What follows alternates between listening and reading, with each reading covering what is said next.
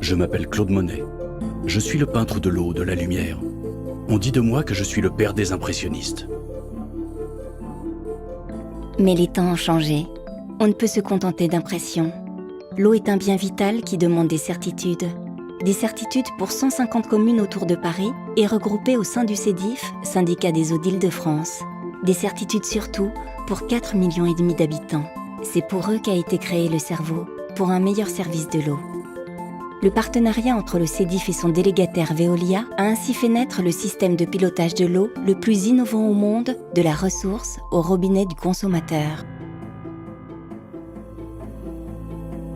Tiens, je reconnais Auvers-sur-Oise et sa célèbre église peinte par Vincent van Gogh. Sur la rive opposée, l'usine de Méry-sur-Oise.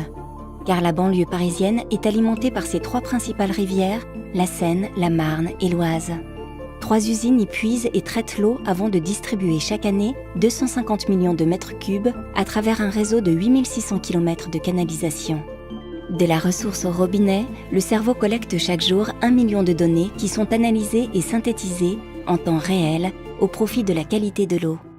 Le cerveau, c'est un instrument extraordinaire qui est en avance sur la livraison des données, puisque en temps réel et immédiat, tous les datas sont aujourd'hui fournis. Nous considérons le service dans son ensemble, de la rivière au robinet. Et nous obtenons ainsi des gains d'efficacité importants, performance technique au service des usagers, optimisation économique et aussi performance environnementale. On voit que c'est toute cette zone-là qui est impactée. Le cerveau n'est pas un outil informatique vertical. C'est un outil partagé, accessible à l'ensemble des acteurs du service. Pour faire l'arrêt d'eau, c'est conduisable. Il ne décide pas à la place de l'homme, il aide à la décision.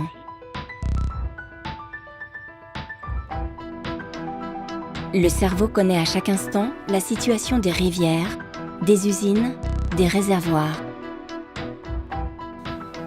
Grâce aux sondes réparties sur le territoire, il mesure à chaque instant l'état de la ressource, mais aussi du réseau.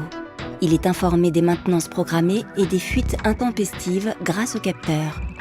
Parce qu'il maîtrise les besoins en eau en temps réel, il ajuste la quantité de produits nécessaires au traitement et affine la consommation d'électricité.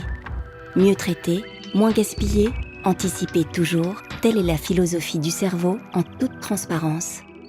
Ah, la transparence, en toutes circonstances.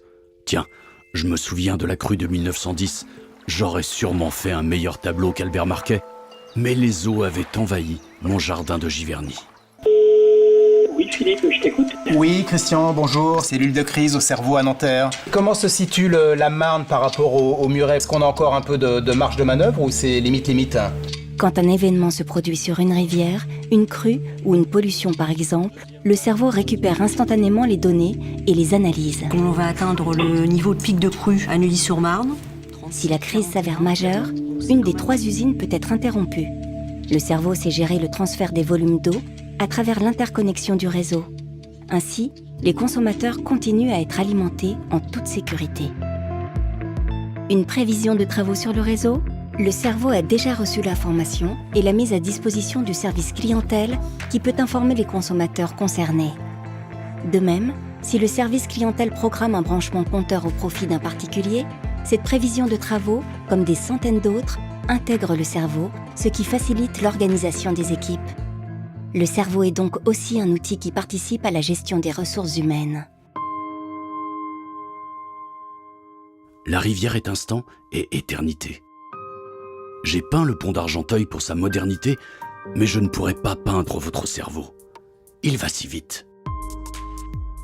Toute donnée qui pénètre le cerveau est une information qui enrichit sa mémoire et permet de rendre plus performante encore et toujours l'exploitation du service. Sous la conduite du CEDIF et piloté par Veolia, le cerveau gère l'eau potable pour 4,5 millions de personnes. C'est peut-être le plus grand des services d'eau du monde par les volumes produits et par le nombre d'habitants desservis. Et le cerveau que nous avons développé pour le CELIF, il est capable d'intégrer les nouveaux territoires, d'offrir plus de fonctionnalités à une échelle encore plus importante. Tout dépend de l'évolution des choses et de la volonté des élus. C'est un exemple de ce que peut réaliser une vraie délégation. Le cerveau, il a pu être faisable parce qu'il y avait un grand syndicat, des élus clairvoyants et qui acceptent de dépenser des sous, et une grande société reconnue internationalement. Dans un futur proche, les villes seront de plus en plus connectées, intelligentes, seule solution pour maîtriser leur développement et leur impact sur l'environnement. La gestion innovante des ressources est une nécessité et sera de plus en plus une exigence des citoyens. L'eau, bien vitale, est ainsi au cœur de notre avenir commun. Ce cerveau, courant cinétique période bleue peut-être? Quel artiste, ou je ne m'y connais pas.